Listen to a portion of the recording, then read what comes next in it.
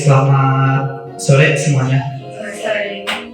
Kita kembali lagi untuk melanjutkan training kita yang kemarin kita membahas tentang moving average. Jadi kali ini tidak banyak yang akan dibahas, cuma akan lebih ke review supaya lebih mendalam pengenalan kita tentang moving average dan bagaimana penggunaannya.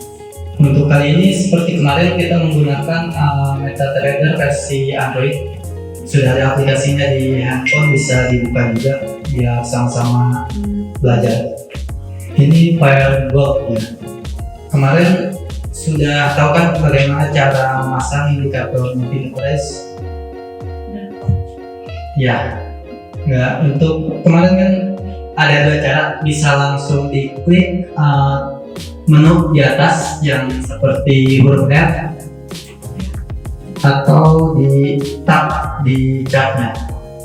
Sebenarnya sih kesimpulan fungsinya sama saja, cuma untuk yang eksponensial sama linear range itu sebenarnya cuma ditambahkan untuk yang suka scalping atau apa gitu ya, biasanya mereka pakai eksponensial atau wedge linear. Sudah ya. Untuk di ini time frame 5 menit ya, dia moving average-nya ada di atas. Oke, ini lebih jelas ya. Ini kan time frame M5 atau 5 menit, jadi sebenarnya ini lebih short term, jadi untuk jangka pendek. Jadi dia ada di bawah moving average 200, cuma di time frame 5 menit. Artinya dia downtrendnya ke bawah, cuma ini dalam periode singkat. Jadi untuk harian atau day trade atau bahkan swing, jadi jangan menggunakan time frame 5 menit. Kita pindah ke day 1 saja. Jadi time frame harian. Oke, di sini bisa kita lihat untuk gold hari ini ada di harga 2045.66 itu, dan moving average ada di bawah. Jadi harga running tetap masih di atas moving average, yang moving average 200 ya. Jadi untuk harian indikasi trennya masih uptrend, jadi belum ada tanda-tanda untuk reversal menjadi downtrend. Sebenarnya ini bisa dibilang kesempatan gitu di M15 gitu. Pada saat mendekati atau menyentuh moving average 200, dia akan berbalik arah. Jadi untuk moving average sendiri bisa dibilang ini bisa digunakan sebagai resisten. Jadi pada saat harga menyentuh moving average, dia cenderung untuk berbalik. Cuma kemungkinan besar setelah dia menyentuh moving average 200, dia akan kembali ke atas. Kenapa bisa begitu ya? Karena di time frame yang lebih besar atau time frame 1 jam itu dia masih uptrend. Jadi yang kita lihat di time frame 15 ini dia sedang ke bawah, besar kemungkinan ini adalah pullback. Untuk sampai saat ini bisa dimengerti nggak gitu konsep dari moving average itu sendiri? Kalau moving average, tandanya kayak gimana? Nggak ada tanda, jadi ketemu aja. Berarti kalau udah namanya itu langsung balik arah lagi ke bawah ke atas ya? Nggak ada kemungkinan berubah itu? Kalau dibilang sih lumayan kecil ya. Soalnya dilihat dulu dari, soalnya time frame 1 jamnya itu masih di atas. Seperti yang kemarin dibahas gitu. Jadi untuk melihat kemungkinan dia terus turun atau tidak gitu, dilihat dengan cara moving average crossover gitu. Dia menimbulkan dead cross atau tidak. Oke, ini yang di atas itu periode 50, yang di bawah periode 200. Jadi untuk melihat kemungkinan dia reversal, kita tunggu dia crossing atau tidak gitu. Jadi ini kan yang merah periode 200, yang biru periode 50. Jadi pada saat periode 50-nya ada di bawah yang periode 200, dia itu tanda downtrend.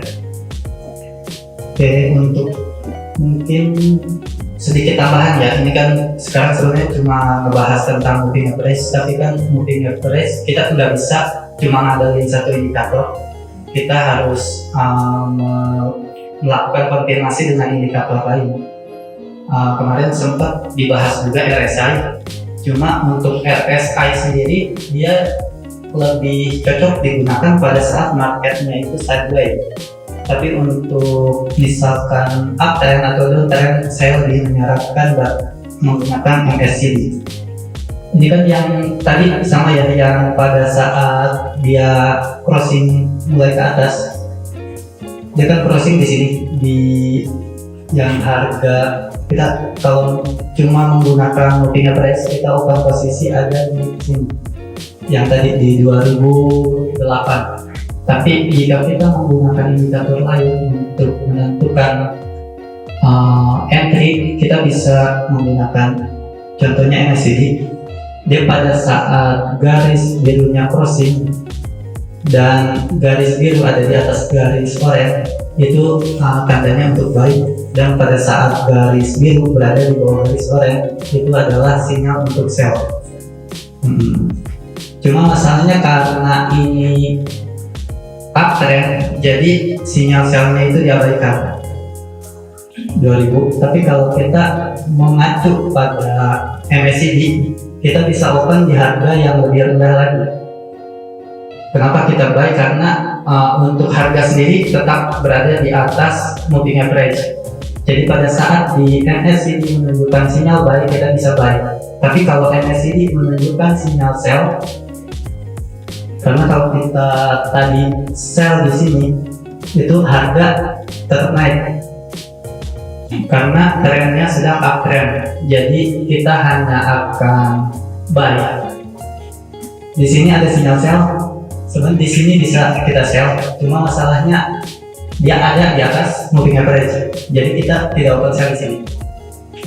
Dimana kita open lagi pada saat si garis birunya itu kembali naik ke atas, trennya naik, harga running berada di atas moving average dan MACD memberikan sinyal buy, kita bisa buy. Tapi jika MACD memberikan sinyal sell, lebih baik tunggu dulu, jangan lakukan sell karena harga running masih berada di atas garis moving average.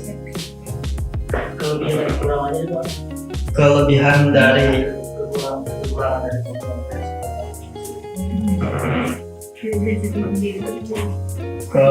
kekurangannya dulu ya. Kekurangannya itu yang pasti lagging indikator, jadi ketinggalan. Jadi yang namanya indikator itu kan ada dua penggunaannya, satu untuk melihat momentum, kedua untuk memprediksi. Dan moving average ini adalah untuk melihat momentum, bukan untuk memprediksi. Jadi jangan gunakan moving average untuk memprediksi harga akan naik atau harga akan turun, tapi gunakan moving average untuk melihat momentumnya sedang naik atau sedang turun. Iya, MACD. RSI itu Relative Strength Index. Jadi kalau mau pasang RSI juga carinya Relative Strength Index. Tradernya itu pengen lebih nyaman pakai indikator apa? Oke, mungkin untuk hari ini sekian sampai sini. Coba dulu di MetaTrader-nya masing-masing. Kalau ada pertanyaan bisa ditanyakan langsung lewat WhatsApp atau mungkin dicatat dulu, nanti ditanya lewat forum. Sudah, untuk training hari ini kita akhiri sampai di sini. Ya, terima kasih untuk waktunya. Mungkin lagi sibuk dan menempatkan di sini. Ya.